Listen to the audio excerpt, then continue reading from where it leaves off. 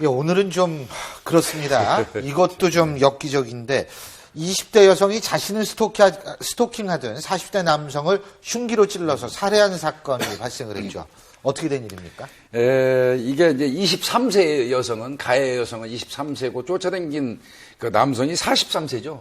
예. 나이 차가 상당히 많이 나는데. 20살 차이네요. 예, 20살 차이 나는데 이 남성은 이 가해 여성의 어머니하고 옛날에 그 봉사활동을 다니면서 안면이 있었고, 예. 어머니가 미용실을 운영하고 있는데 거기 이발을 하러 자주 오면서 이 여성을 알았다고 합니다. 예. 그런데 이제 아마 뭐 첫눈에 반했는지 모르지만 거의 6개월 동안을 지속적으로 따라다니면서 심한 경우에 하루에 10여 차례 이상 뭐 사랑한다, 보고 싶다 등등 그런 그 구애의 어떤 그 문자를 보냈고요. 심지어는 집 앞에 와가지고 서성거리기도 했다는 거예요. 그래서 경찰에 신고도 한 적이 한 번 있었다고 그럽니다. 근데 이제 어머니 입장에서는 어머니는 알고 있었던 것 같습니다. 예. 딸을 좋아하는 거. 그래서 어머니가 좋게 끝내서 이제 정리를 했다고 그러는데 여전히 이제 당일날도 그 살해되는 당일날도 이 남성이 집에 와가지고 현관문을 잡은 상태에서 여성한테 자꾸 구애를 했던 것 같아요. 문도 닫을 수도 없게. 그러니까 이 여성이 그러면 여자 혼자 있는 방이니까 내 방에 들어오되 내가 묶어놨고 얘기를 해도 되겠냐니까 흔쾌히 승낙을 하고 들어와서 묶인 상태에서 여성이 왜 나를 따라다니느냐 의자에 묶었습니다. 그렇게 얘기를 했더니 뭐 포기해라 그랬더니 그거 못하겠다. 이런 상황에서 아마 이 여성 입장에서는 한 6개월 가까이 그 심적으로 시달렸던 어떤 그런 기억들 그런 것들이 한꺼번에 이제 이 발현돼 가지고 살해를 한 것 같습니다.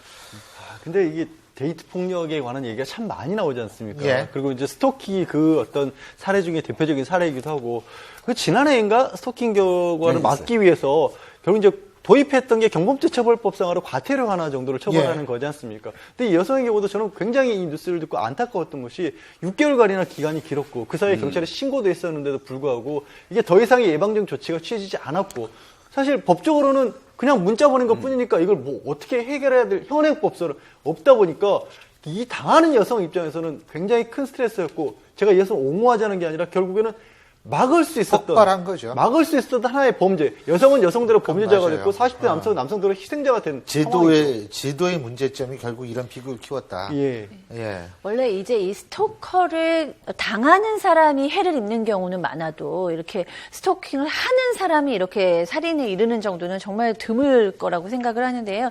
이 여성이 정신질환은 없었다고 합니다. 그렇지만 이제 우울증이 좀 깊게 있었다고 하고요.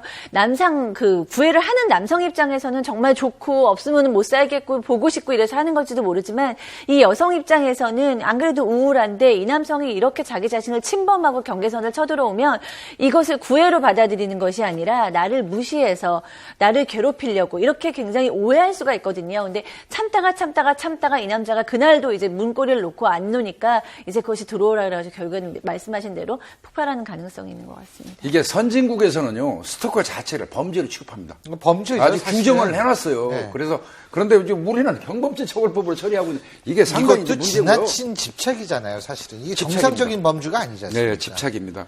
예, 이 남성이 자꾸 이제 그 얘기 하더라고요. 세상에 여성이 들어오란다고 방에 들어가갖고 묵는데 가만히 있는 남자가 어디냐. 이게 무슨 경우냐. 그렇죠. 이 얘기를 많이 하시는데요. 남성의 경우는요. 그 집안에 이 여성이 들여넣어주는 것만 해도 대성공이에요. 당연히 들어갔을 겁니다. 묵더라도.